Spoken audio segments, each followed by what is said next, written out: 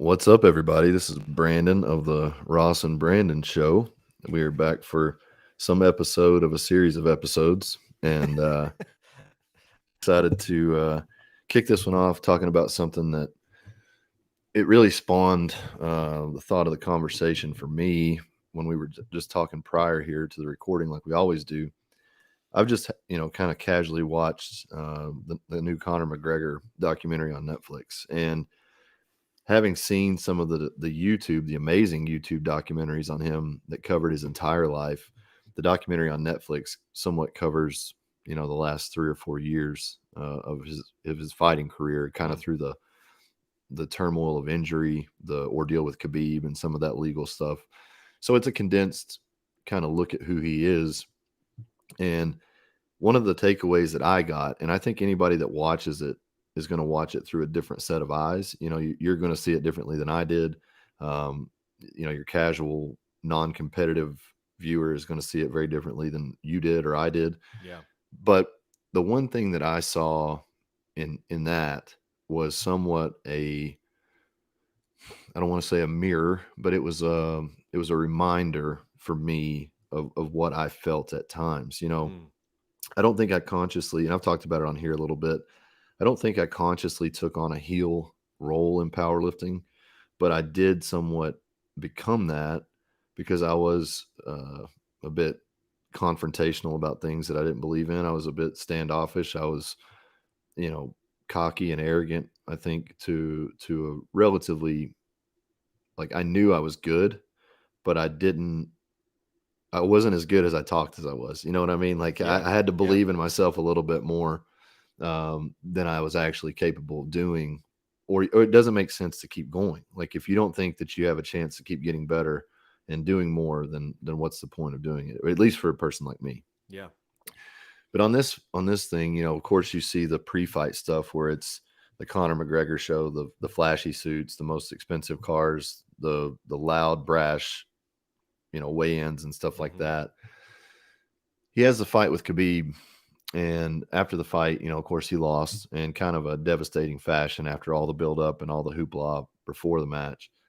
And Dana White walks in and he's like, Conor, I'm so sorry. Khabib jumped the fence, and Conor just looks at him. He's like, none of that fucking matters. I lost, and he just talked about some very technical things that happened in the fight. He talked about like high IQ conversation about a fight. Yeah. Like, so this is not the wild man, the loud, braggadocious kind of character that he's built. Right. And I really identified with McGregor early on in his career when he got his first UFC fight.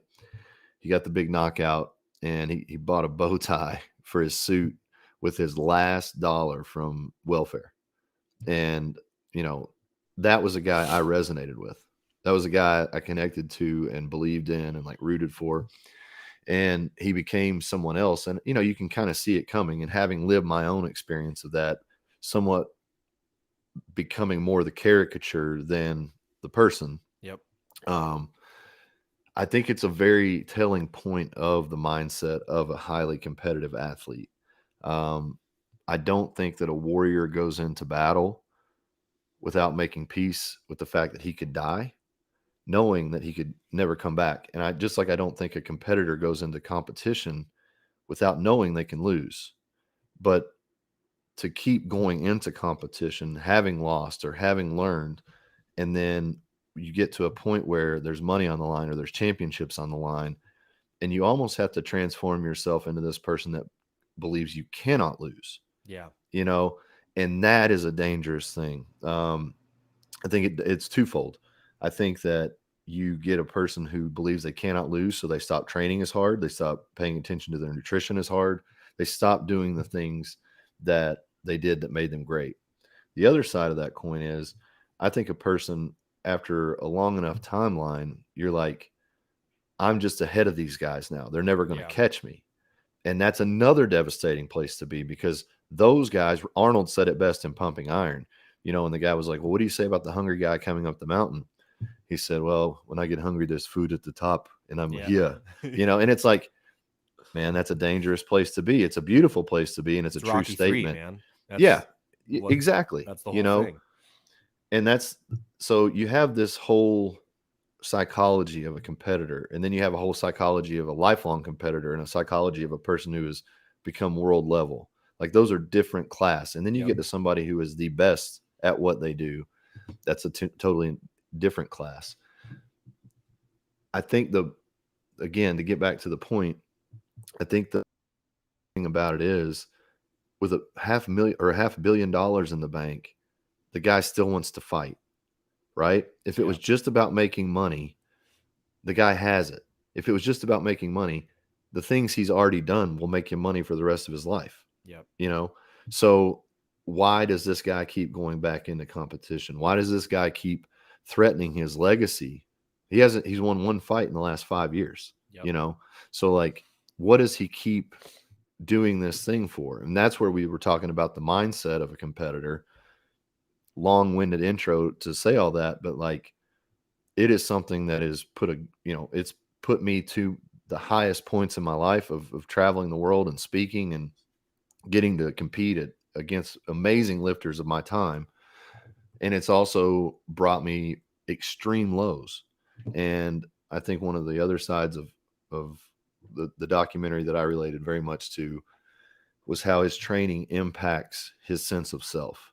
Mm. Like if he's training, if he's getting up on the same time and going to train at the same time and eating his meals, he's like, I'm winning every battle. He's like, everything in my world gets better when I win those small battles. Yeah. And he was like, yeah, but then, you get a week off and it becomes 2 weeks off and it becomes, you had a little bit too much to drink and you had a little bit too much to eat. It's like that demon is always there of like, just, man, look at my life. I'm missing my life Yeah. for this pursuit. That cheeseburger looks awesome, or that beer tastes cold, or whatever it is that's kind of drawing you in. But that competitor's, it's like a competitor's guilt. Like he wants to be the best in the world. He Yeah. wants to live his life. He's earned the fruits of his labors. So why not live your life? But then you wake up 2 days later and you're depressed because it's like, fuck, I don't want it anymore. Like I don't want this as bad as I think I do, as bad as I Mm. say I do, because I'm not willing to do the things that I used to do. I always And wonder about that with guys that are fighters specifically, just because of the nature of what it is that they do. You mhm, know what I mean? Like I think there's, I mean, especially in competitive athletics, there's always some level of like my body's on the line, like uh-huh, for future years of when this actually is all done. There will be a day it's done, yeah, and how I walk around and how I feel after this, my body's technically on the line, but with fighters, I'm I'm thinking like, dude, your life is on the line to a mhm, degree when you step in a ring or step in an octagon like that, So there's even like yeah, another level of it's it's like hyper competitiveness, or I mean, I think a lot of people would probably categorize it as somewhat like clinically crazy. You know what I mhm, mean? Like what, like you said, what in what world does Connor need to go in and fight to, like, even at this stage, like it's more, he could say it's proving something, I guess, but like he doesn't even need to do that. right, Like he had almost a decade where he was like the most dominant fighter on the planet to a degree. yeah. You know what I mean? Like everybody knows he But was who is awesome. Conor McGregor without fighting? I mean, Right. and I think that's somewhat of the telling question is, Yeah. if fighting made him all of that, Yeah. if he's not fighting, it's just like you get rewarded for this echo of who you were forever. And that's something that I've resented very heavily myself and struggled to deal with myself, because like I could still be coaching heavily, involved heavily in powerlifting. And there are days that I do miss aspects of that. But it's also like, that's not who I am. That's not who I am now. And it certainly exposed a lot about who I am or who I was. And I didn't like it. I don't know if a guy like that, I think we see when he's not fighting, it's not a good thing. Yeah.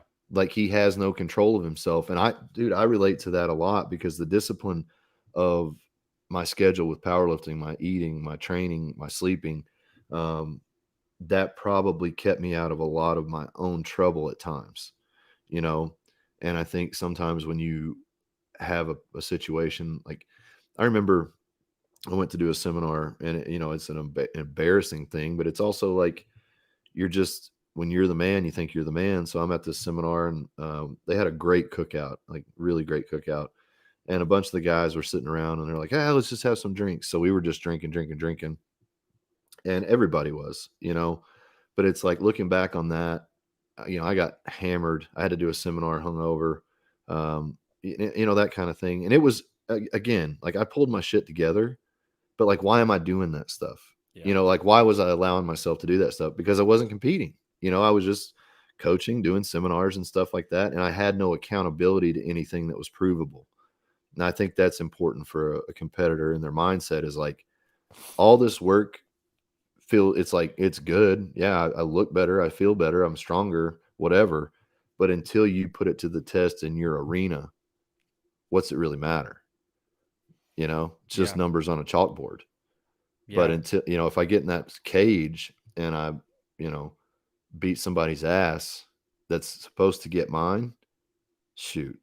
Like that's the juice, man. That's what you're talking about. Yeah. Um, And we're seeing it with like with Brady too, yeah. like Hmm. the whether it's the inability or the lack of desire, I guess, or whatever it is in his head that until recently, and I'm not even still convinced he's actually done. You know Yeah. what I mean? Like Well, why do you buy to the step Raiders? away. That's what I mean. Why do you buy the Raiders? It's Oh, let it me just be a little like so coach's I'm QB. gonna Yeah. take you on a football conspiracy here for a minute. All Okay. right. Let's do. This is gonna be if it plays out how I have this idea worked out in my head, it is all time king of petty Tom Brady, right? Because he goes and buys minority stake in the Raiders, Mm-hmm. right? Who's the quarterback of the Raiders right now? Who did they just sign to be the quarterback Oh, of the Raiders? no idea. Jimmy Garoppolo, Oh, okay. Yeah, yeah, yeah. Yep. who caused the The whole whole mess in thing. New England when they Yes. traded him because they were trying to push Tom out to get Jimmy in, and Tom made the call to Oh. say nope, Jimmy's leaving, send him away. And so now Tom goes and wins another Super Bowl in New England and then another one in Tampa since then. And then he says he's retired. And then Jimmy goes to the Raiders, and Tom says, "You know what? I'm going to buy a piece of the Raiders. So now I can fire Jimmy and come back and take his spot again after causing that whole stink." That would be, dude. And get this, here's the craziest part about this whole thing. There's actually a clause in Mhm. Jimmy's contract that for this year only, the Raiders can release him or cut him and not have any penalty on the cap. For this year Holy only. shit. Such a strange little clause. So they could literally cut him with no financial penalty against their cap or anything like that. They will not have to pay him a dime. And now Tom's in there as minority owner. I'm just like, Well, so here's the thing. All right, let's play on this for a second in hypotheticals. This is a perfect situation for a one and done, right? yeah, Because one, it's Vegas, party town, gambling's legal there now. I think it automatically shifts the positivity of sports betting to the favor of the Raiders. Like they're going to win some more games if Tom Brady comes back. Period. The fan base is rabid, probably the most rabid, if not one of the top three in the NFL. Jersey sales, ticket sales, mm-hmm. promotional Tom Brady guest appearances, all this stuff. And arguably one of the best wide receivers he will have ever played with Oh, there in Devontae. yeah. Well, and that's the thing is the Raiders, they need a few pieces, Yeah. and they're legitimate. I mean, I don't want to just outright say they're contenders, but they're legitimate contenders in their division for sure. Mm-hmm. So it's like, is a 1 year bet worth that on Brady? How much can he actually bring for a At year? 46. Well, and let's say he goes 11-5. Let's say he goes 11 and or what is it? 12-5. Let's say he goes 12-5 Yeah. now. You're going to talk that guy out of not coming back again? Right. That's the dangerous Yeah. waters with a Brady. But dude, interesting caveat on the contract. Definitely interesting caveat that Brady buys that team. I think that team is just wild enough because it is Vegas and it is the Raiders and in the spirit of Al Davis. Yeah. Like this move makes perfect sense Yeah. if you add those scenarios up. But in football sense, Mel Kiper Jr. sense, um, I see this as a money move if it happens purely because it's not for the good of the Raiders if he comes Oh back for yeah. 1 year. It's good for publicity, it's good for sales, it's good for buzz, but Unless they think they're literally only a Tom Brady away from winning everything. You know what I mean? Like if that's the last, if they think everything else is there and all they got is like, we get Tom for 1 year, there's that's our window. well, that is the argument because it's like used to if a guy played and won a Super Bowl, the team was more or less back together minus one or two guys that left for a bigger contract. Yeah. I'm talking 80s, 90s football. Yeah. Now early 90s. Now, dude, when you win a Super Bowl, your individual stock goes through the roof Mm-hmm. and they disband as Yeah. quickly as they win. That's why right now I think the successive wins of Super Bowls, especially in a sport like football, basketball is a little different because the rosters are smaller. The player diversity isn't as deep in the NBA. I don't think everybody's fucking great, but on a 22-man field, you're going to find more holes than basketball. Yeah. So when you win an individual or when you win a Super Bowl as an individual, your individual stock goes through the roof and other teams want a piece of that.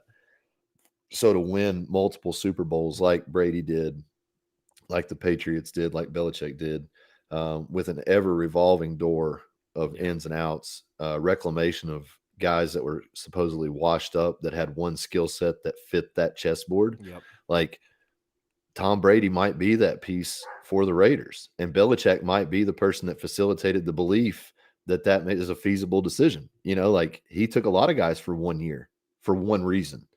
So I don't know. I mean, And a few guys that looked like me and made them Hall of Fame wide receivers when that was never existing ever. dude, he changed. I mean, look how many teams now have that, 5'10" white guy, super fast. Like a lot of teams are using that now. So Yeah. I don't know. It's an interesting And because like it ties into like the hyper competitive nature conversation because it's like that's it's if what I the crazy scenario that I laid out, if that happens, that is literally Tom being a psychopath about the game of football and like doing a 15 step petty revenge plan just so he can come back on the field again. You know what I yeah. mean? Like Well, it's but crazy. again, like you put that same scenario I put on you about McGregor. He's got $500 million, still has to fight. Tom Brady, married to Giselle, got 4 or 5 kids, more money than he could ever spend in his lifetime. Super Bowl rings out the yin yang. Like, what is that dude wanting to play football for other than a psychosis? And I mean, literally, again, not trying to compare myself to greatness, but like looking at myself 11 surgeries deep, I'm pulling deadlift PRs. You know, 6 weeks after that surgery, I'm pushing a 600-pound raw bench in competition PR. Like, did I need 602 versus 587 to cement any kind of place in powerlifting? No. Did I want that 600 for myself? Yes. And I've told the story before. I call home to tell people about this, and it's like, oh, here's your son. Daddy, I built a Lego. Or I said, hey, buddy, Daddy benched 600 pounds.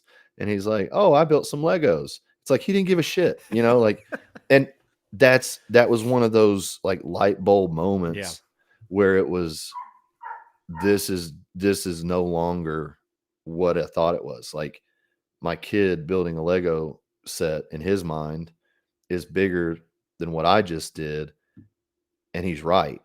And I didn't see that until just now. Like that 587 or 592 prior was not 600 pounds. And that 600 pounds blinded me to so many little things that are way, way, way more important.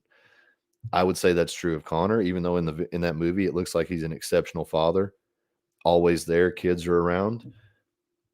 Maybe he does it better than I did, but I think that there is something you're missing something along the way when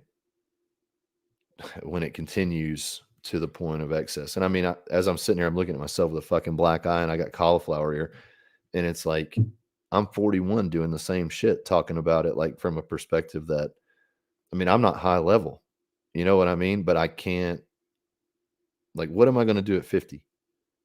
Like, how fucking hard am I going to have to kill myself at 50?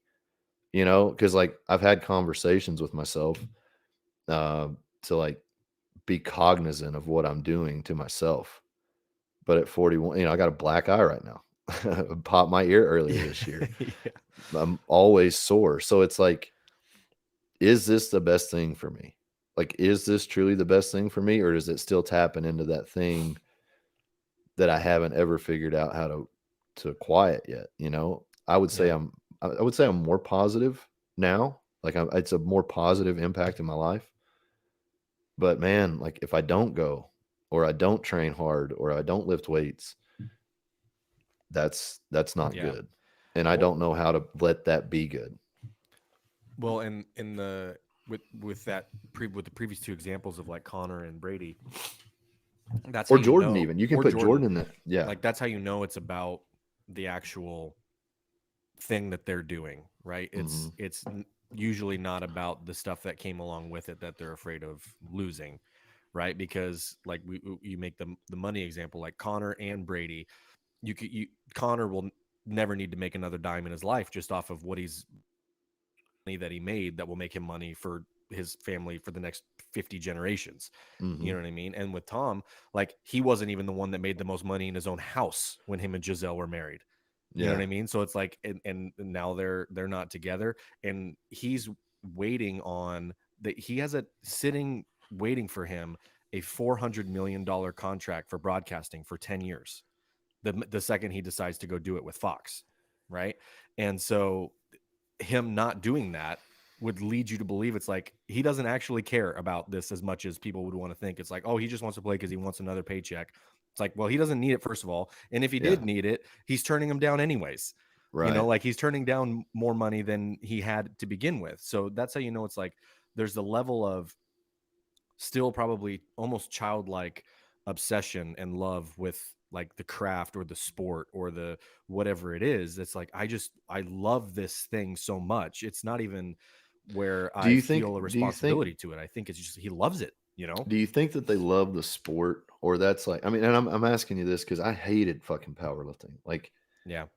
I hated it in the sense that I mean, I was more inclined to like bodybuilding. That was my preference. Like, but I was not going to be a good bodybuilder. You know, I realized that early on. Like, I didn't have the gifted insertions and all that stuff to really do that. But I think when I started doing some powerlifting and I started getting good at it, one, the first appeal was that I was good at it, and then the second appeal was, oh, I can make some money and like have a competitive notoriety about it. And that's what made me like continue to do it at a high level. And then it was like I took on the mode of, I don't want to say that like this is my sport, but it's like I took on that mindset that, you know, I was good at it and somebody was going to have to beat me to prove that. You know, like what I but everything I have ever done, I have wanted to do it at a level of competition. Like when I got my street bike, let's take it to the track. Let's get some race leathers. Let's go out here and see what we can turn laps in. Like I have never just picked something up to want to fucking be okay at. Like that is the dumbest thing in the world to me is like I may be average, but I will be my absolute best at it. Like I can handle that. Like I can like it's like jujitsu. I fucking suck at jujitsu, but I am literally trying to be the best that I can be at it. Like I'm not going in there to just be a casual person, even if my performance is casual. You know, like Yeah. I don't know how to do that. Do you have any struggle with that? I would say yes. And it was, man, it's different having, because I guess I was, I was team sports for so long, right? And so there's a different level of it in Team in a sports. team environment. Yep. Team sports. And there's a different level of it in that environment, right? Hmm. Because there's the account, like that built-in accountability where and I always felt like a level of responsibility Hmm. for other guys, right? Because I was, as it relates to football anyways, I was better at that than I was at track. I mean, I was Mhm. fast-ish, but like I've in seen track, some video. in I've seen track, some video. in track terms, I was aggressively mediocre, as I like to Yeah, call yeah. it. Like I just came back from D2 nationals down in Colorado Springs, and just like dudes are just so fast, it's unbelievable. Like Those dudes are world. That's one thing that people don't realize about track. yeah, It's not as dyed in the wool in the Power Five. no, Like, not at all. talk about Judd Logan at Ashland. Some of the throwers Yes, and athletes that he's turned out, all Americans out of there. It's little Ashland University in Ohio. Rest in peace to Judd. Phenomenal guy. But yeah, and I'll tell track you and this. track is a lot different. Yeah, and I'll tell you this to prove that point better than any example I could give you. Pittsburgh State, small Division II school, had a 110 hurdler that I watched in person last weekend become the third American ever to run under 13 seconds in the 110 hurdles. It's only been done by two other Americans in history, and a 20-year-old from Pittsburgh State did it last weekend. Yeah, As a sophomore, and he ran a 12.87. The world record is a 12.80. Like it was just stupid, and like yeah. those kind of things exist. So like back to my What did point, the margin of victory look like that on that? he Because had a those are 2 meter lead insane. by the first hurdle. Yeah, So he was finishing because you got about eight, you got like eight. I can't remember the exact distance from the last hurdle to the finish line. yeah, But he was crossing the finish line as the rest of the guys were hitting the last hurdle. yeah. Like So even yeah, like it was. Bolt when he set the world record It looked a lot like 959. that. It looked a lot Yeah, like that.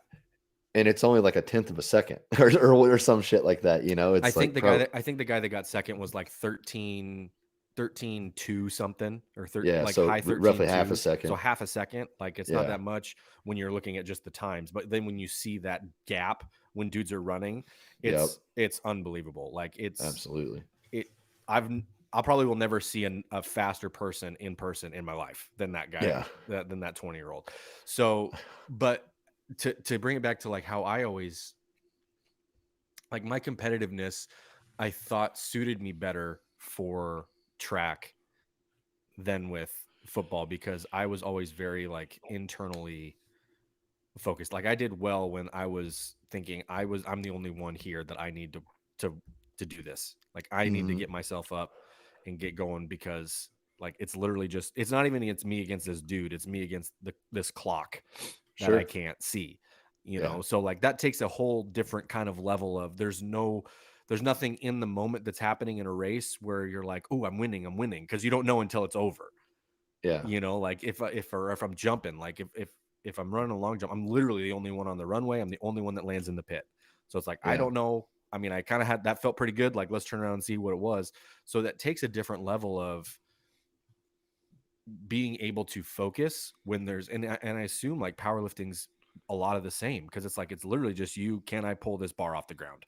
yeah. Right. That's what that was my appeal to it. Like, Exactly. It's like there's literally nothing else that matters except what I am singularly doing myself right now. And so that's what I actually liked about track, and there's a lot of other reasons why I stopped playing ball, but that's one of the reasons that I thought competitively I could hang better in track, just because I was able to get myself to that place hmm, a little bit easier than I could. And like from a skill standpoint, I wasn't as high skill comparatively as I was on a football field. Like I could hang, and I was doing pretty well for that year I played in college.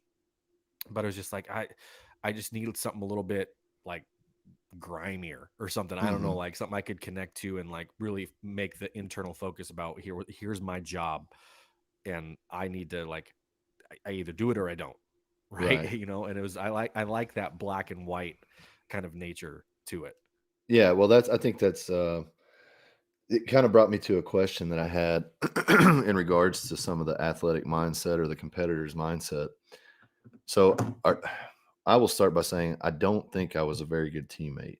Like, if you wanted to win, I was a great teammate. If you wanted somebody to push you to the brink of your sanity, I think I was a good teammate. And I'm talking about through my entire dude. And I think I told you this before. Second or third grade, we had it was a co-ed league. Every third time down the court or something, there always had to be a girl on the floor. Every third time down, the girl had to shoot, kind of thing. And it comes down of course, um, final shot of the game. We're down one, and it's the time for the girl to shoot, and I ended up passing the ball to this girl.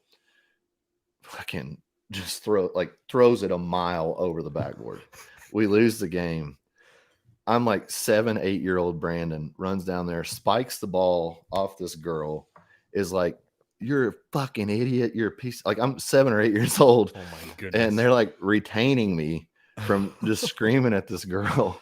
And she actually went on. She actually went on to It was be Lisa pretty Leslie. It was Rebecca Lobo. I don't know if you ever heard of her, but that's her origin story. Did you ever see the Norm Macdonald WNBA Saturday Night Live skit? That dude, so good. But anyhow, that was me as a teammate. Like, in one story, if you look at me throughout, but I also had coaches that were that way. Like, I've talked about Bunky. He was the one that ran with me. He was the one that put his shoes on and ran 8 miles with me on the phone just to like get me through the shit. But that's the way he was. Like, every single day was like, if you don't want to be here, leave. Like, I don't care. Get the hell out of here. Like, if you're not adding something, you're taking away. And that mindset for me was there, I think, naturally, but it just got kind of enhanced by the guys that I competed with, and then went to a powerlifting gym that was extremely competitive, really, really hungry group of guys. Go to Westside, it's dog eat dog. It's you do or get out. And because of that, I just became this, like, if I can push you to the point that you absolutely become the best in the world or break, then we'll know the truth. And like, Yeah. look at me. I'm perfect example of that. I pushed myself till I broke. And like, I didn't physically break a lot of teammates. I don't think I mentally crushed a lot of teammates, but I think I made my teammates miserable many times, no matter the sport, whether it was soccer, basketball, baseball, whatever. I mean, I wanted to win more than I cared about anybody's feelings, including my own. I don't give a fuck about feelings. I want to win. And I think that has made my life difficult in society.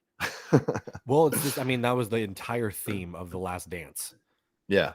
The whole documentary on the Bulls in that final year. Like, that was what everybody, and it's so funny because with Michael, he really, like, long-term legacy really benefited from him not being a part of a lot of the social media age. Oh, You know what I yeah. mean? Like, there's this, there's this mythology about him that exists because there's so much we didn't know about him, Yep. and that served him very well.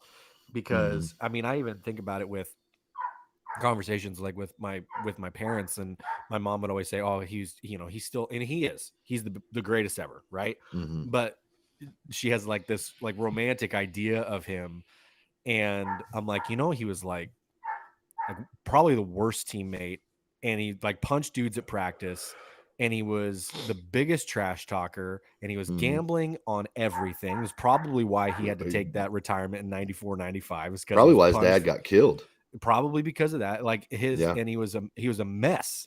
Like, everything about him was a mess except for what he did on the basketball court.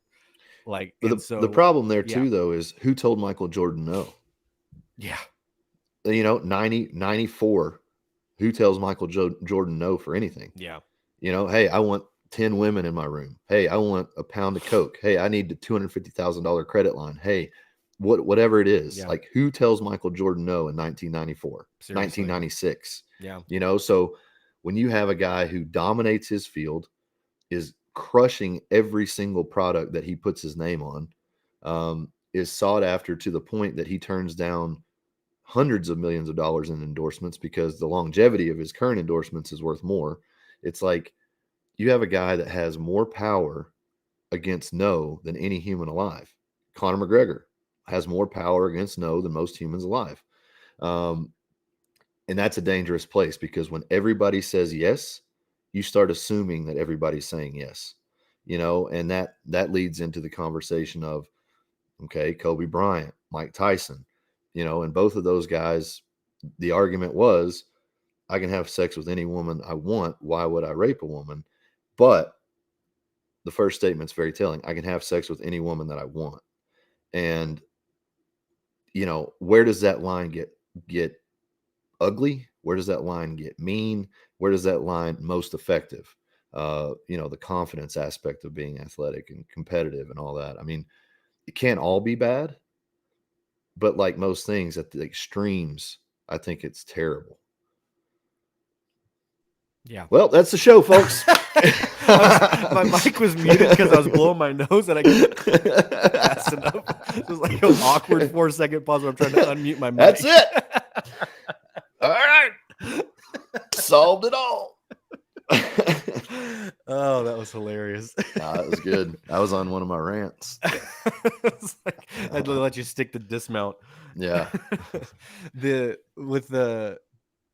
Kobe thing is super interesting too, because when you said Kobe and Mike Tyson, I immediately thought like that's both of them also grew up essentially, and I guess maybe Mike's not as much as Kobe, but like sort of chasing this ghost of who is considered the greatest. Yeah. Like trying to be like Kobe was trying to be Michael, and He even talked about it, even like exactly. the phonetics in his speech and yes, yeah. and how he spoke, how he played. I mean, like there's a crazy. I think somebody the patience that some people have to search through videos on the I know what internet you're gonna is just say. unbelievable. There's a video of like Michael doing a move and Kobe doing a move in a game, and it's the exact same, like the way that he steps, the way that he turns, the way that he shoots, the way that he crosses over, and there's like a compilation. It's like 8 to 10 minute video Yeah. of dozens of instances in games where Michael does something, and Kobe watched that a billion times, and he's like, I need to do this exactly how Michael did it, because Kobe was the same size as Mike, he had the same build as Mike, so he's like, I can be version 2.0, Mm-hmm. and if you ask like anybody who's probably the closest to Michael, maybe not in greatness, but maybe in like style and attitude and just total package, like Kobe is Michael the next generation essentially. Mm-hmm. Right. And so I'm thinking, like, as you're talking about all the struggles that caused by the extremes, I'm wondering like how much of that is caused because they're just trying to chase and be like, I think Kobe eventually got to the point where he's like, okay, I'm not Mike, I'm Kobe. And that's when he started like really, that was when press conference Kobe became awesome. Yeah. Like he hit that state. I was like, I think it was after that first championship he won without Shaq in like 07 or 08 or whatever it Yeah. was. And after that, he was just like, it does nothing matters what I say anymore. I'm just gonna let you guys hear it exactly how it's coming into my head, and no filter, nothing. And I wonder, like, he had to have gotten to that point because he spent so much time like trying to chase greatness, but chase like the ghost of Michael essentially. And that's the only thing he ever compared himself to instead of everybody else that he was actually playing against, which is like the What? conversation. Like that's the argument. That's the sports argument as old as time. Is like, well, what if this guy played in this era? It's like, Yeah. well, that's impossible to analyze because it'll never happen. It's impossible. So I always, and then with Tyson, like there probably was some level Sugar of Ray Robinson was his. I was gonna say with Sugar Ray because Muhammad was such a different style. I think Like, those two, but like Sugar Ray was the yeah, guy that he loved, yeah, and then Ali was the guy like he admired. You right, know? right. And then but like with Sugar Ray, as far as trying to emulate, Yeah. like Yeah. this is more. I can see this being my style. I'm gonna really just go all in and like I'm gonna try and be this version of this. Well, I'm going to ask you a question because you brought up something I'd never thought of. Um, so you talked about the ghost aspect, right? I think just talking to men in general, that is an equivalent factor for every man because the ghost is their father, the ghost is their grandfather, the ghost is someone that they look up to, outside of that family perspective. I think all men have a ghost that we're chasing. Um, I think all men have some sense of a person that they will never attain that they're trying to be. And I think a lot of lucky men have a Kobe moment where they realize, okay, I've done enough. I'm not going to be that guy, but I can be a lot more of me or a better version of me than I thought, or something like that. But do you agree with that? Do you think most men are chasing a ghost? Like, I don't know the exact definition of that, Yeah, but I think there's something to that. Like there's an archetype of a man that we're all chasing. I think so too. And it's interesting because we were just having this conversation with a couple of the guys that are in this coaching group that I'm doing. Hmm. We were just talking about goal setting stuff. And one of the things that we talk about when it comes to goal setting is, if you're painting this picture in a year, 3 years, 5 years, 10 years, or whatever, of all these things that you want to have accomplished, you're not going to do that doing the things that you're currently doing, right? Otherwise, you would have already achieved those things. Right. If what you're doing now is good enough to accomplish those things, then you would have already done it. Hmm. You know what I mean? So when you look at this future, it's kind of like honestly, it's kind of like that. It's kind of cheesy, but it's kind of good. Matthew McConaughey Oscar speech where he's talking about like his version, like his hero is himself 5 years from now. Yeah, yeah, yeah. That's that speech I'm talking about. Hmm. So when we were talking about it, like with the relation to goals, it's like, okay, well, my goal is to have this place in my business, be this place in my fitness or whatever in a year. Like imagine somebody who has that stuff right now, and maybe it's just you in a year. Like, what does that look like? What kind of things does that person do? Like, what is their habit? Like, what do their habits look like? How are they taking care of themselves? Like, you kind of have to create this future off image, and maybe it is an actual person, Hmm. like that you can look at and emulate to a degree, or maybe it is like the McConaughey. Like, maybe it's just myself in a couple of years, but I've achieved these things, and if I've done that, what does my day look like? Because it doesn't look like what I have now. So, but by doing that kind of exercise, even mentally, you have like you have an idea of, okay, well, if I'm going to be a high level whatever competitor, maybe I'm going to be like maybe my goal is to have a purple belt and win like a couple tournaments in 3 years or something, Hmm. right? Or whatever. Like, okay, well, a successful competition purple belt, like how often do they train, right? I would say most days. Yeah. Right, like that. But that's like Yeah. the question you have to ask yourself, like how often do they Mm. train? Like what's like, are they, what weight are they at relative to where I am? Like, where do I need to be? So you have to ask these questions, and then you're like, okay, well, am I doing any of that right now? No. Mm. So what do I need to start doing? Like, and then you start kind of like building out in the now these habits that you know, or you think that person in the future is already doing. Right. Right, so it kind of like builds out this habit system, or like this way to approach things where you give yourself that, if ghost, I like that term, but it's, and if it's somebody else, like that's a really easy way to do it too, because if you're like Hmm. looking at like the Kobe and Michael example, Kobe could look at everything Michael was doing as it was Hmm. happening, and then he played against him for a couple of years. Yeah. So it's like, well, what does Michael do? Well, he wakes up at 4 o'clock and goes to the gym and shoots for 4 hours before everybody's even awake. He's like, all right, Yeah. well, I can do that. So I'm going to do that every day. And it's like, so you just start like adopting these habits or these things. And then over time, it just becomes like, okay, I'm kind of doing this on my own now. I'm my own version of this. I've tweaked it. I've done my thing. It's kind of like the Bruce Lee approach. It's like, I've taken what's useful, I've discarded what's not, and I've kind of made my own little flair to it. It's like, now I'm just myself doing this. Maybe I've caught what I was chasing before. And I don't know Yeah. if everybody actually, like you said, a couple guys get lucky and reach that point. I don't know if everybody will reach that point to the degree that maybe those guys did, but I think is some level still of, okay, I'm good with this. But like what that does now is it just, I think, probably moves the goalposts a bit, because that just kind of keeps you chasing. Do you think? Did you ever see Rodman's Hall of Fame speech? I don't know if I did. It's a good one. Not surprising because I was a big Rodman fan, and I'd probably spent more time observing him as a player style in the NBA, and I also was big into collecting basketball cards at the time. Did I tell you I had like 9,400 Rodman cards? No way. Yeah. So long story short, I was into my friend, actually a group of my friends. We got into basketball cards and stuff in like middle school, and kind of bled into like freshman year, sophomore year of high school. And over time, we had another mutual friend whose father owned a card shop. So we have like a 16-year-old friend. We're like 13, 14-year olds, and his kid's running the card shop. And he's like, hey, if you'll do a whole can of dip, I'll give you 10 packs of cards. If you'll let me punch you in the fucking face as hard as I can, I'll give you a Bo Jackson rookie card. Like there was all these stupid bets. Deal. Well, yeah. So I actually started collecting Kevin Garnett cards, and I got like 1,000 Kevin Garnett cards, and he had a huge blow up.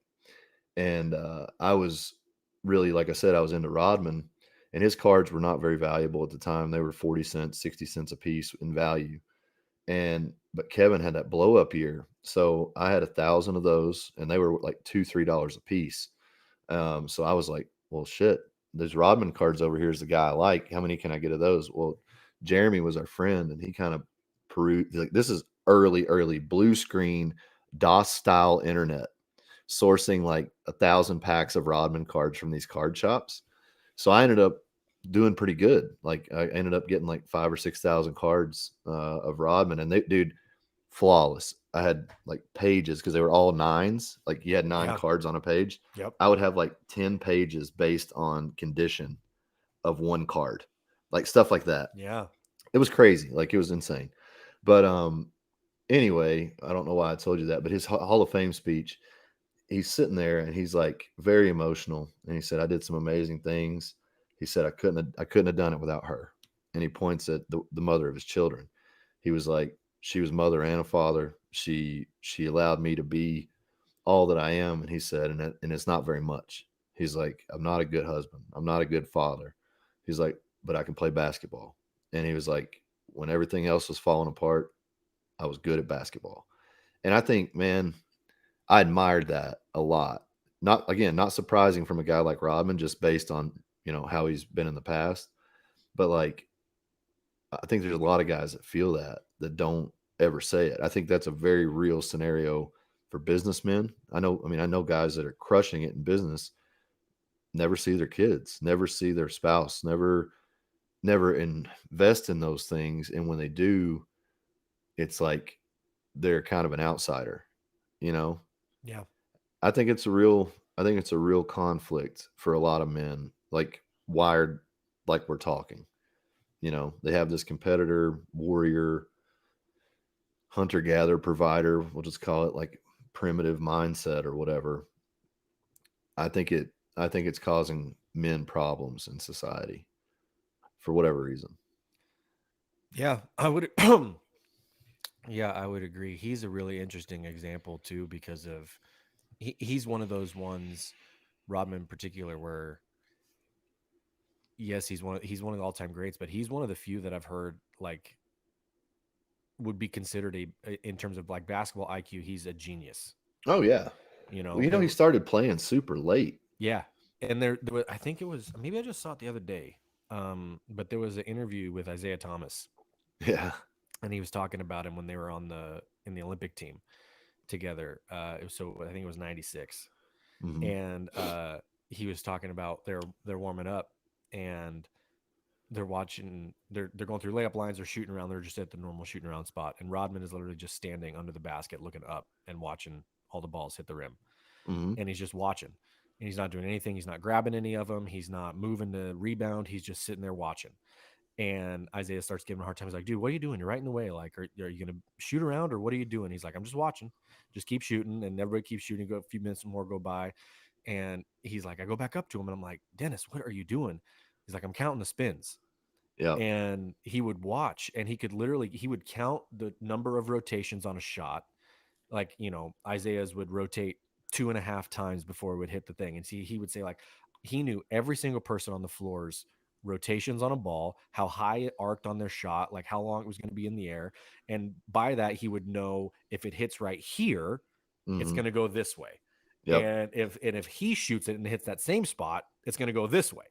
Yep. And so like the level of like mental ability in like that he had was just unbelievable. Well, I And know that story, man, yeah, because my coach, my freshman coach, Mike Key, actually told me about it. He's like, learn your shooters. And I can tell you to this day, Clay Durson, when he shot, his rebounds came short side. He was either yeah, a swish or a miss. yeah, He was never long. So come to that short side. You look over at like Troy Clark. He was left-handed, had an odd spin. He was a long shooter. So you'd always go to the far side.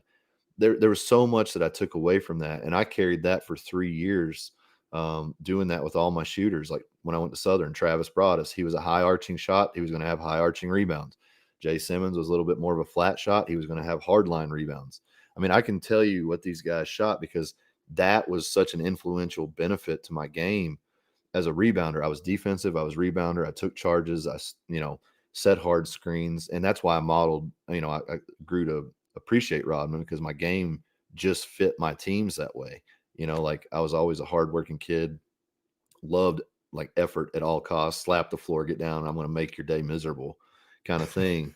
And that's just not a common thing on a floor. So it's like I didn't care about points. I wanted to, I wanted rebounds, I wanted steals, I wanted assists, like that stuff. So it was a puzzle piece that I could emulate, But I don't know, man. It was he was an interesting dude. He's had a pretty wild life for, I mean, all the shit he's done, from banging Madonna and Carmen Electra to having dinner with whatever his name is, Kim Jong-un.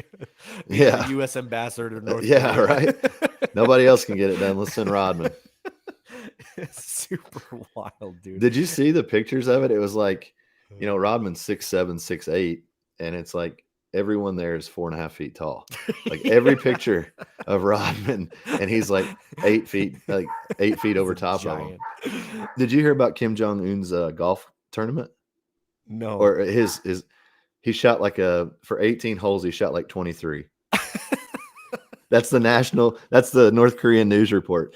He had like 16 hole-in-ones or some shit like that. It was insane. Our great imperial leader sets a course record with 22 on 18 holes, 16 hole-in-ones. 2 birdies. So good. Oh my goodness. What a par is 72. 50 under par. 50 under. Better than a 6-man scramble. Nothing better than that. Oh my gosh, dude. That was hilarious. I've never heard that.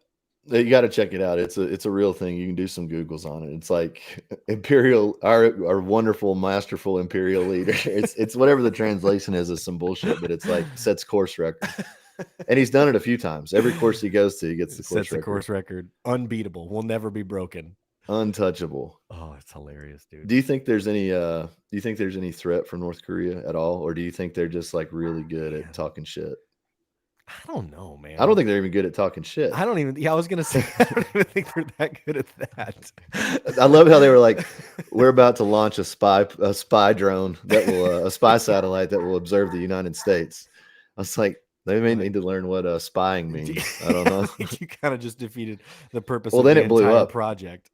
It blew up like 300 feet off the ground. When I always imagine every time that's happened to them, I always imagine it like the cartoon where it makes like the fart sound when it like takes off and just goes. I always think of it as like in Team America. Like I think of the dictators in those roles. Just seeing them there, like, oh my goodness. And some of the not impersonations, but some of the voices that they use in that stuff. Oh my god, so good. Oh my goodness, man. But on a serious note, speaking of international threats, and like I know a damn thing about any of it, what did you make of the deal with the Chinese battleship coming within 150 yards of ours? Like, there's a part of me that's real pissed that we just didn't go like downtown Chinatown, baby. Let's go. Like, you want to come over here and fuck around? Let's find out. Like, am I wrong in thinking that? Like, did we lose our ball? Wrong in thinking that that's what the reaction should have been.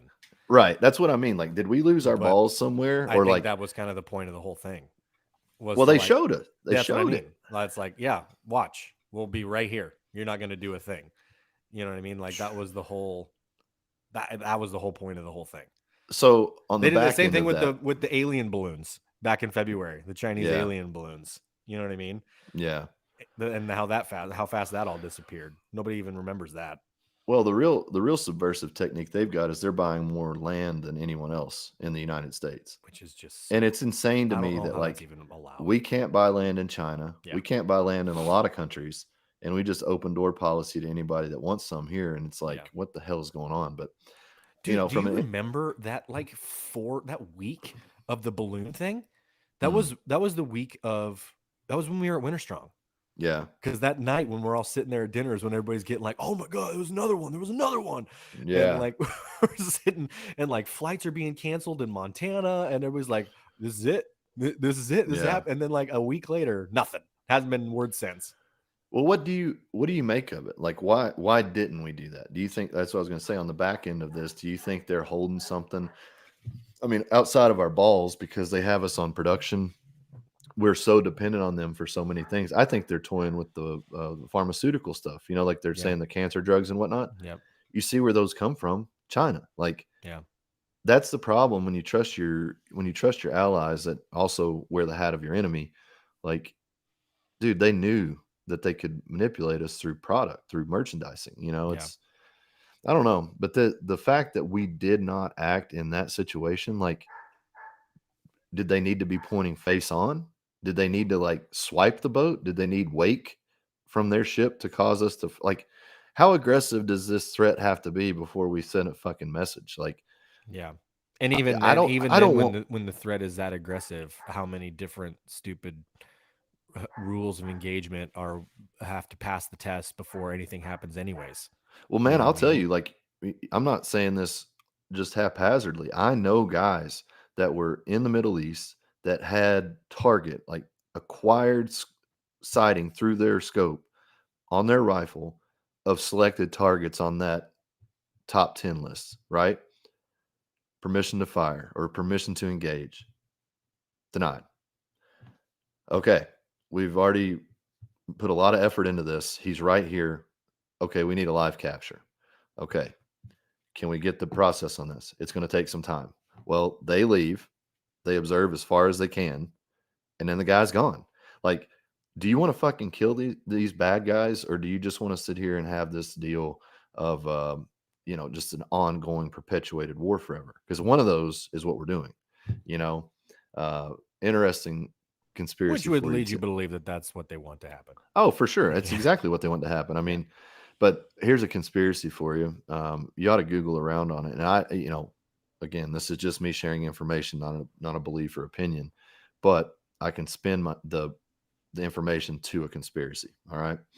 So apparently in maybe it was like June, July of 2002, there was an Egyptian report in an Egyptian newspaper that Osama bin Laden had been buried in Egypt, and that there had been a a gathering. Okay, why would you need to keep Osama bin Laden alive if he was actually dead, like in through the media? Because he would be public enemy number one. Mm-hmm. He's the face that we were sold and told was the man, and if he dies, I think along the way you start to assume we've won the war. Yep. This is over. We killed the Wrap it guy. up. Doesn't come until years and years and years later, right? Yeah. Did you see all the facial changes and things like that? The alternate bin Ladens and stuff. Yep. It's just an interesting thing to look down the rabbit hole of. Like I said, I don't know what I believe about any of it. I do think it's a bit strange that they hang Saddam Hussein on CNN live. They show Muqtada al-Sadr. They show Hussein's sons, Qudai and Usay. They show uh, Zawahiri. They show him. Yet we kill bin Laden and we give him a ceremonial burial at sea, sans photograph. Yeah. I mean, I'm just asking questions. I'm not pointing any fingers. I'm just saying, like, these are the things that happened, and all of that is checkable. And the number one guy, the guy that's been on every single news outlet, newspaper, on and on and on, like, he is a cultural figure in our history. And you don't show us proof of that. Like, they showed Muqtada al-Sadr's head fucking blown in half with his eyeball sticking out. Like, Mm-hmm. you hang Saddam Hussein on video, Yeah. but we don't get a Live picture. television. Yeah, it was. I remember that. Like, Yeah. I will never forget. I was watching it at work. I was like, "Let's go, Yeah. let's see this happen," you know. But it's just curious to me. Probably the most wanted fugitive in American history, outside of possibly John Wilkes Booth. And you Or the don't. second gunman on the grassy knoll. Well, he's long sought after. That's a good one. Yeah, Oh, there's so many, dude. The that would be a cool thing to look into. Is like, who are the famous ones that got away? Kind of the thing, you know. That'd be a History Channel show. Yeah, the ones that got away. Yep. That was like, well, that was the whole premise, I guess, of Tim Kennedy's show. Yeah. Like chasing all the Nazis through Argentina and whatnot. Did you see the documentary about the guy that tried to sell the Russian submarines and helicopters? No. What? Oh my God, dude. Typically, This is like, hold on. I got to go to the phone and look this up. Documentary Russian submarine sales. Google knows what you mean. It does. It'll just fill in the blank. Operation Odessa. Okay, This thing that's the is name of the at. documentary. Let me just show you the cover. This is I'm the in. cover. Looks like Kenny Powers draped in a Dude, this is like flag. Vice City Yes. meets Kenny Yeah. Powers meets a sickle and hammer in the red, white, and blue. This is like Rocky IV, Kenny Yes. Powers. But I'm in. it is the craziest shit you have ever heard in your life. It's one of the wildest documentaries ever. Where is it? And I probably just have to rent it somewhere. no, I think it's on. It might be on Prime, but I think it was on Netflix for a minute. Okay.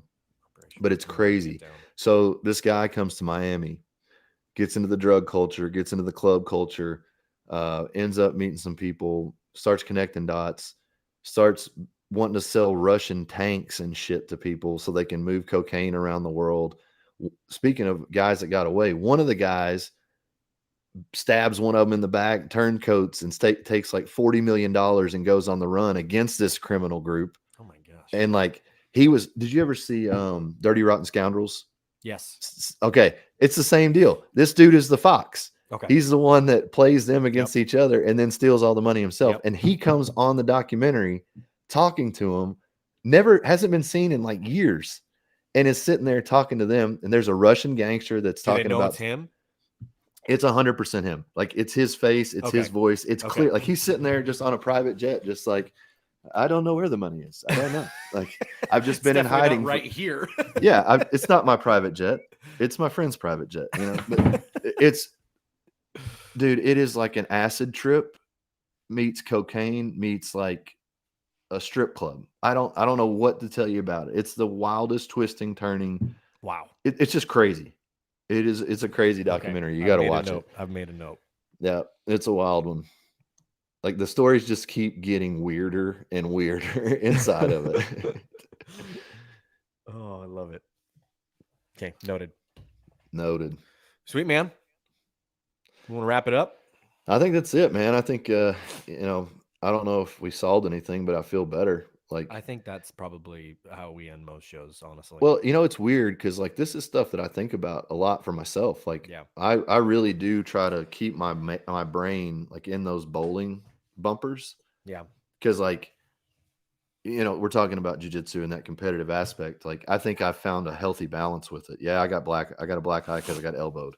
I got a cauliflower ear because I was trying to escape a headlock. Like those kind of things are going to happen in pursuit, but I do have to keep that balance because if it was just me left to my own devices and I was a single person on an island, I would train all the time because that's the only thing that I know consistently I can control, get result from, and feel better from. Right? Like at all times, those things are happening.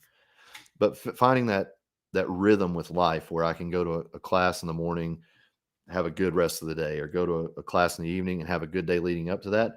That sounds silly, but for somebody who like really struggled with that in points of their life, I think I'm doing okay. But I have to keep those reminders up in my head all the time, or I can kind of veer outside the lane a little bit. So it's always a work in progress. Like Yeah. dude, this book is not going to be done until I'm 6 feet under. Like Yep. I don't think I'll ever have anything figured out. The more I learn about myself, the more questions it opens up. But Yep.